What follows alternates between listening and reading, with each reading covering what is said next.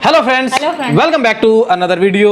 Last time हमने अनिरुद्ध आचार्य जी की videos की थी जो कि बहुत ही अच्छी लगी आपको और बहुत अच्छी गई है वो। तो आज हम फिर से एक और वीडियो लेके आए हैं जिसके अंदर डॉक्टर जाकिर नाइक भी है। और लास्ट टाइम जो हम वीडियो कर रहे हैं अनिरुद्ध आचार्य जी के थॉट्स और उनकी बातें जो है वो डॉक्टर जाकिर नाइक कैसे डिफेंड कर रहे हैं और क्या कर रहे हैं, इस तरह की वीडियोज है। वे बहुत प्यारी वीडियोज है। आई बटन में डिस्क्रिप्शन में लिंक दे दूंगा, आप लोग जरूर चेकआउट कर लेना उसको।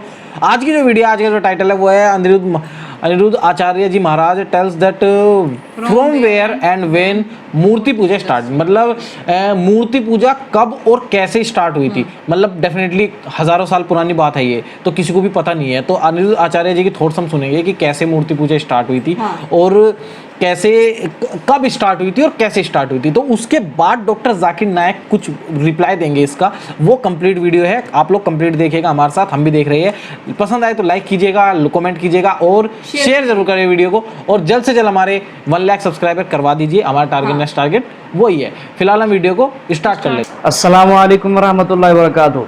नाज़रीन, एक बार फिर हम एक नई वीडियो के साथ आपकी खिदमत में हाजिर हुए हैं। हम आपको दिखाएंगे कि एक हिंदू पंडित से जब सवाल किया गया कि मूर्ति पूजा क्यों करते हैं हिंदू लोग, तो उसने एक नई कहानी घड़ के सुना दी कि मूर्ति पूजा कब शुरू हुई और क्यों शुरू हुई। तो इस्लाम में तो मूर्ति पूजा हराम है, नाजायज़ है, क्योंकि अल्लाह के अलावा किसी के सामने सर झुकाने की इजाज़त नहीं है। तो आइए सुनते हैं डॉक्टर जाकिर नाइक साहब इसके बारे में क्या कहते हैं। गुरुजी, एक प्रश्न है मेरा, मूर्ति पूजा कब से शुरू हुई है? जब से प्रहलाद जी के लिए भगवान खम्बा चीर के प्रकट हुए हैं नरसिंह भगवान, तब से स्टार्ट हुई है। कि जब प्रहलाद जी के लिए खम्बे से प्रकट हुए हैं तो हमारे लिए भी प्रकट होंगे, बस श्रद्धा हो प्रहलाद जी की तरह। जी गुरु। बहन ने सवाल किया है कि वो कृष्ण की पुजारी है और जब बुत परस्ती करती है, मूर्ति पूजा करती है, तो उस ईश्वर का फोटोग्राफ रखती है, उस ईश्वर की मूर्ति रखती है ताकि कंसंट्रेशन के लिए, तो इसीलिए वो मूर्ति पूजा करती है। बहन, आपकी हिंदू धार्मिक किताब में लिखा है कि मूर्ति पूजा गलत है। और मैं कई बार कह चुका हूँ, फिर से दोहराता हूँ कि लिखा है श्वेताश्वेतर उपनिषद में चैप्टर नंबर 4 मंत्र नंबर 19 और यजुर्वेद में अध्याय नंबर 32 मंत्र नंबर 3 में न तस्य प्रतिमा अस्ति। उस ईश्वर, उस भगवान की कोई प्रतिमा नहीं, कोई फोटोग्राफ नहीं, कोई पिक्चर नहीं, कोई पेंटिंग नहीं, कोई बुत नहीं, कोई मूर्ति नहीं। आपकी मजहबी किताब में साफ तौर पे लिखा है मूर्ति पूजा गलत है। फिर भी हिंदू धर्म के अधिकारी पंडित मुझसे कहते, मैं जब कहता हूं आपके मजहबी किताब में साफ लिखा है गलत है, क्यों करते आप मूर्ति पूजा, तो वो कहते हैं कि मूर्ति पूजा करते हैं, मानते हैं गलत है, लेकिन मूर्ति पूजा करते कंसंट्रेशन के लिए। जब हम हायर लेवल ऑफ कॉन्शियसनेस पहुंच जाएंगे तो मूर्ति पूजा की जरूरत नहीं। पहले शुरुआत में कंसंट्रेशन के लिए मूर्ति जरूरत है। हायर लेवल पे, हायर कॉन्शियसनेस पे मूर्ति की जरूरत नहीं। तो मैं उनसे कहता हूं, उन पंडितों से और आपसे भी, हम मुसलमान हायर कॉन्शियसनेस पहुंच गए, हमें मूर्ति की जरूरत नहीं। मैं इनसे पूछता हूं। देखें, एक अजीब अहमकाना काम है इनका। जब मानते भी हैं कि मूर्ति पूजा गलत है, फिर करते भी हैं। और उन्हीं की किताब में लिखा हुआ भी है कि अल्लाह ताला की, खुदा की, गॉड की जो है वो कोई मूर्ति नहीं है। ओके, बता भी रही है, हम भी शुरुआत में कहते हैं कि स्टार्टिंग में जरूरत है, बाद में नहीं। जब आप स्कूल में जाते हैं, पहली कक्षा में आप बेसिक सीखते हैं, कठिन चीज बाद में सीखते हैं 8वीं 9वीं 10वीं में। तो मैथ्स में अगर कोई कहेगा 2 + 2 = 5, आपने कहेंगे गलत है, मैं जानता हूं। 10वीं में आऊंगा तो कहूंगा कि 2 + 2 = 5, it is 4। आप बचपन में ही कहेंगे भाई 2 + 2 4 इज द फाउंडेशन। अगर हर मजहब का फाउंडेशन है कि भगवान की मूर्ति नहीं है, फोटोग्राफ नहीं है, पुत नहीं है, फाउंडेशन ही जब पहले गलत सिखा रहे तो आगे जाके कैसी इमारत बनेगी। तो इसीलिए इन पंडितों से जब मेरी बहस होती है, गुफ्तगू होती है, वो जवाब ही नहीं दे सकते। वो कहते मानता हूं कि हमारी मजहबी किताब में गलत है, लेकिन फिर भी इनिशियली कंसंट्रेशन के लिए। तो मैं कहता हूं कि हम मुसलमान इनिशियली भी हमें जरूरत नहीं मूर्ति की ना बुत की। हमें हमेशा हक बात कहना चाहिए और ये साफ तौर पे लिखा है सारी मजहबी किताबों में, चाहे हिंदू मजहब की किताब हो, ईसाई मजहब की, यहूदी मजहब की, इस्लाम मजहब की, मूर्ति पूजा गलत है और हराम है और हमें इससे दूर रहना चाहिए। हमें खुदा के कलाम पे, खुदा के अहकामात पे अमल करना चाहिए, ये दीन के ठेकेदारों के नहीं। अगर आपको लगता है कि जाकिर गलत है, जाकिर को भी छोड़ो, जाकिर इस्लाम में जीरो है। अगर जाकिर वो बात कर रहा है जो खुदा से मिलती है, जो आखिरी पैगंबर से मिलती है, इसीलिए मैं हवाला देता हूँ, चैप्टर नंबर वर्स नंबर। इतने हवाले थोड़ी फेंक रहा हूँ मैं, आप चेक करो और जाके तहकीक करो, संतुष्ट हो जाएंगे तो अमल करो। तो मैंने इतने हवाले दिया हूँ बहन, आप मानते हैं कि बुत परस्ती गलत है अभी? Sir, I completely agree with what you said. माशाल्लाह, आप अग्री करते हैं लेकिन अमल नहीं करते। There's another point of it. So, honestly, I am not such a religion follower.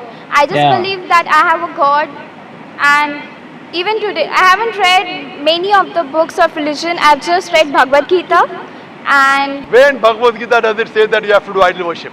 Sister, I don't want you to be very religious. At least be little religious. And the basics of religion is that idol worship is haram. Idol worship is forbidden. I am asking you where, which chapter, which verse of Bhagavad Gita tells you that you have to do idol worship? Which verse? so I would like to say the reason I believe in idol worship. It is when I have a problem, a very big problem, all I do is I close my eyes, visualize and feel my Lord, that is Lord Krishna whom I worship. Lord Krishna. And it Yeah. just makes me feel so much better. I get so much strength that I know I'm ready to face anything that comes. Oh, I will give you the reply. Sister, if you read Bhagavad Gita, chapter number 7, verse number 20, it says that those whose desire has been stolen by material things, they do idol worship. Verse number 21 says that if you worship the false god, God will fulfill your wish, you will go to the kingdom of the false god. So Bhagavad Gita says that if you worship false god, he will fulfill your requirements, but you will go to the kingdom of the false god. Same thing is mentioned in the Quran. Allah gives you, even if you worship wrong things, Allah fulfills your desires and you go more into the depths of darkness. So this is, God is testing you, that do you really worship the true God or do you believe in wrong things? If you worship the wrong thing, Allah fulfills your desires and puts you more in the depths of darkness. You may think that if you ask an idol for wealth, you get wealth. Wealth will not take you to paradise. Following the commandments of God will take you to paradise. So sister, isn't it mentioned in Bhagavad Gita that don't do idol worship? It says those whose intelligence has been stolen by material desires, they do idol worship. So do you mean, I'm asking you, are you a materialistic person? I don't think so. So then why do you do idol worship? You are going against बताया the teaching उसने of Bhagavad वैसे Gita. I get I'll give you it. the I would answer. like to think about it. Thank you, sir. Go back home, think about it, read the translation of Bhagavad Gita, and I request you to even read the translation of the Quran. Inshallah, you read the translation of the Quran, and inshallah, I will ask the sisters to give an English translation. And if you are satisfied, it will show you the true direction of how a life should be led. माशाल्लाह, बहुत अच्छा सवाल है भाई का। उसने कहा जब आप कहते हैं कल की अवतार मोहम्मद सल्लल्लाहु अलैहि वसल्लम हैं और अवतार विष्णु की दूसरी शक्ल है, तो आप विष्णु में मानते हैं। भाई साहब, मेरी पूरी तकरीर है मोहम्मद सल्लल्लाहु अलैहि वसल्लम का जिक्र हिंदू मजहबी किताबों में। पूरी तकरीर में आप सुनेंगे, उसमें मैंने साफ तौर से अवतार के मानी क्या है। अवतार जो कहते हैं भगवान की मूर्ति, ये आम हिंदू कहते हैं। अवतार संस्कृत वर्ड है जो आता है औ और त्र से। औ टू डिसेंड, त्र मतलब डाउन, नीचे आना। उसका मतलब है कि खुदा ने पैगंबर भेजा है। अवतार का सही तर्जुमा है पैगंबर।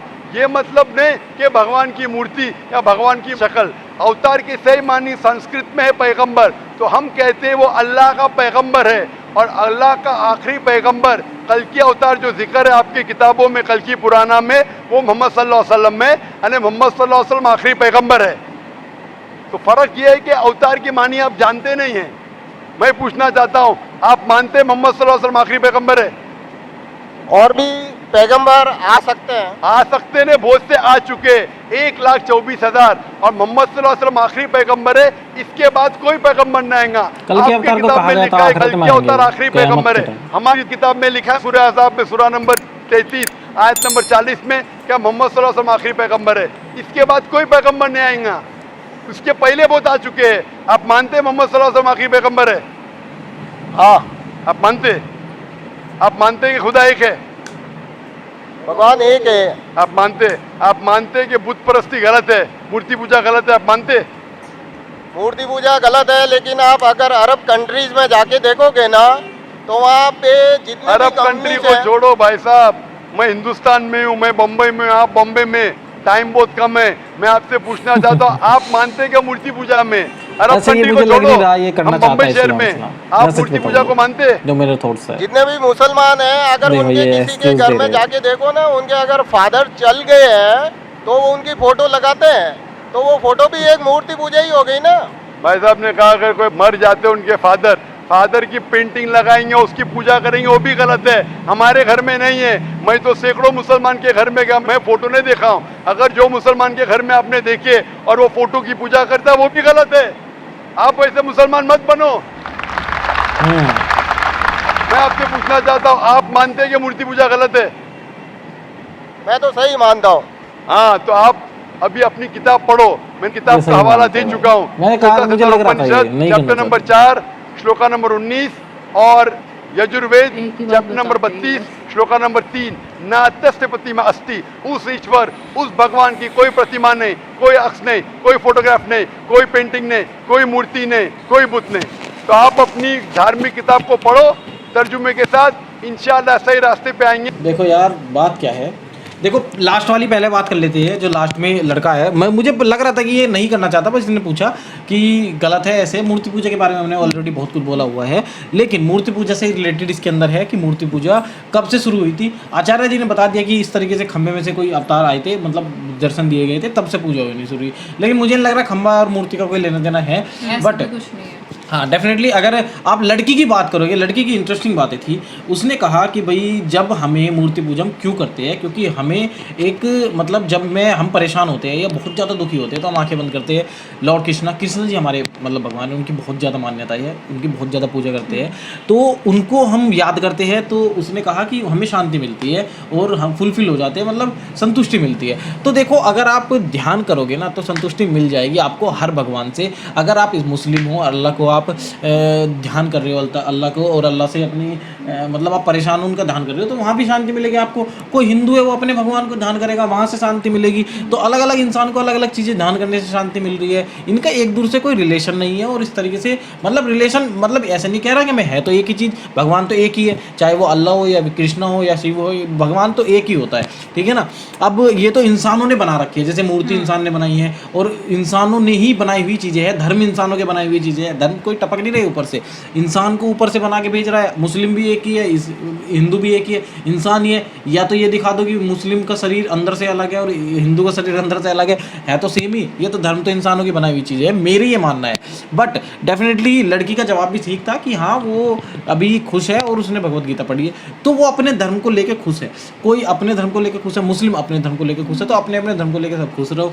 इसको ज़्यादा मतलब लड़ाई की उससे मत देखो, या फिर ये मत देखो कि हिंदू मुस्लिम, वो वाला सीन नहीं होना चाहिए। बाकी सब बढ़िया है। हम अपने चैनल पे हमेशा यही बातें करते हैं, अपने चैनल से हमेशा प्यार ही फैलाते हैं हम। तो डेफिनेटली आप लोग देखिए वीडियो को, कमेंट कीजिए, शेयर कीजिए वीडियो को, और सब्सक्राइब के बिना मत जाना। Thank you for watching this video. मिलते हैं आपसे नेक्स्ट वीडियो में, तब तक के लिए tata bye bye, take care.